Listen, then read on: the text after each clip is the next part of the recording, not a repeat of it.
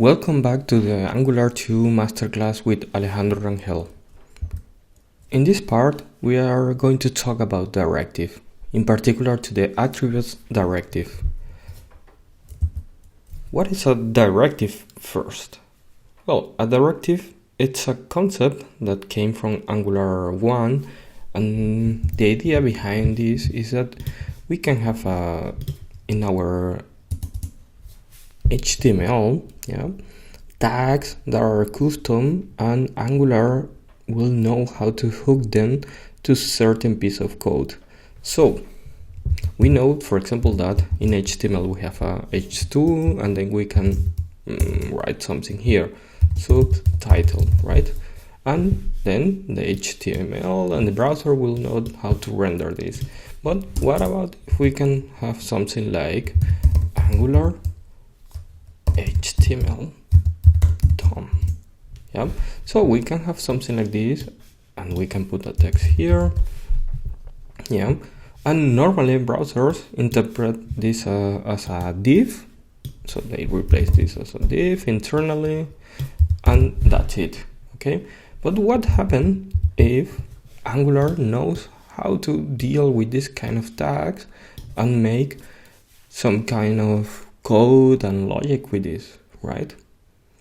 At this point you should be wondering, but that's what we have been doing so far with the components, right? That in our Angular apps we put here my app, here too we put my app, right? And then everything was glued to the code of the component and so on. But guess what? Yes, a component is a directive.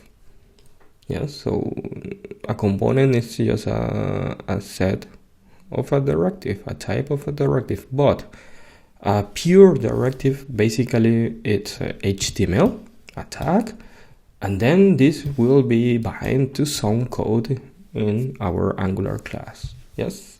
So let's go back to the slides, and what do we have here?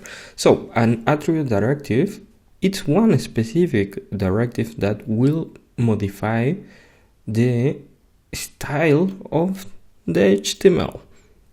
So basically, if we have, for example, a text and we want to highlight this text, so far we don't know how to do it with Angular. We could do it with pure JavaScript, with CSS, but the idea is that in Angular we need a way to provide how to change the appearance of HTML in our code.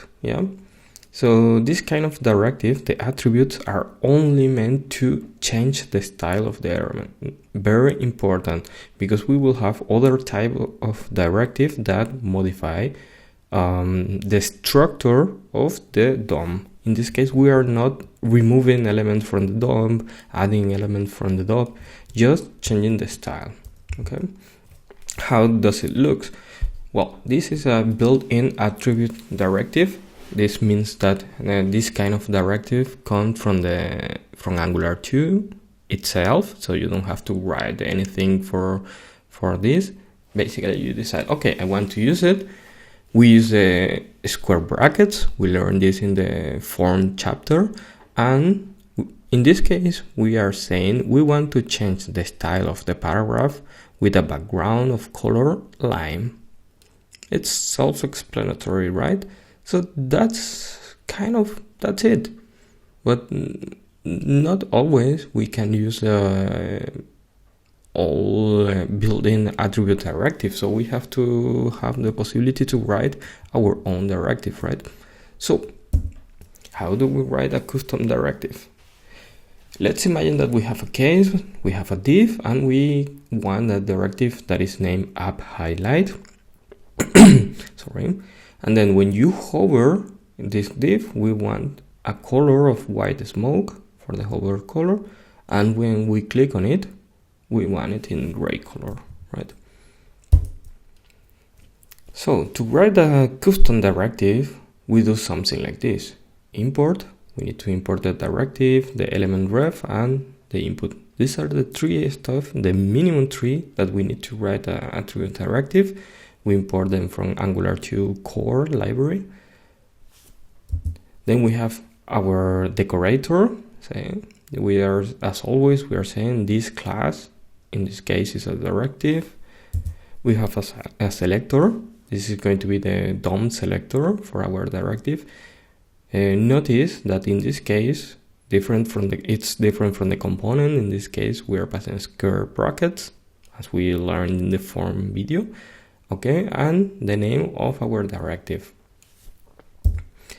The host is a property of our decorator where we can bind events like mouse enter, mouse leave, click to event in our class. Okay, so inside our class we will have variables as always. For example, in this case we have a private variable that is named active color. Then we have another decorator. This is new for us. So this decorator is telling this variable we will receive it from outside as an input of our directive. Wait a second, what do you mean with that?